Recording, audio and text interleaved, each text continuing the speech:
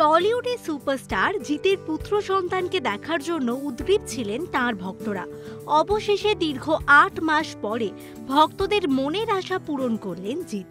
স্ত্রী, বড় মেয়ে, ছোট ছেলে এবং গোটা পরিবার নিয়ে বেশ কিছু ছবি সোশ্যাল মিডিয়ায় পোস্ট করেছেন জিত, যা দেখে আনন্দে আত্মহারা জিতের ভক্তরা। তবে সপরিবারে জিতের ছবি দেখে একই বলে ফেললেন অঙ্কুশ। জিতের ছেলের নাম রোনাফ। অঙ্কুশের মনে হয়েছে জিতের ছেলের নাক হয়েছে একেবারে তার মায়ের মতো, আর চোখ দুটো একেবারে বাবার মতো। বাবা মায়ের সব ভালোগুলোই পেয়েছে বলে জানিয়েছেন অঙ্কুশ। আর তা দেখেই অঙ্কুশ বলেছেন, এখনই এরকম, বড় হয়ে কি হবে বোঝাই যাচ্ছে। বড় হয়ে যে রোনাফও তার বাবার মতো সুপারস্টার হবে সেই ব্যাপারে নিশ্চিত অঙ্কুশ। ছোট্ট রোনাফকে আশীর্বাদ জানিয়েছেন জিতের ভক্তরা এবং তার সাথে বহু তারকারা। গত বছর সেপ্টেম্বরে সন্তান আসার সুখবর দিয়েছিলেন জিত। তারপর অক্টোবরে জন্ম নেয় রোনাফ।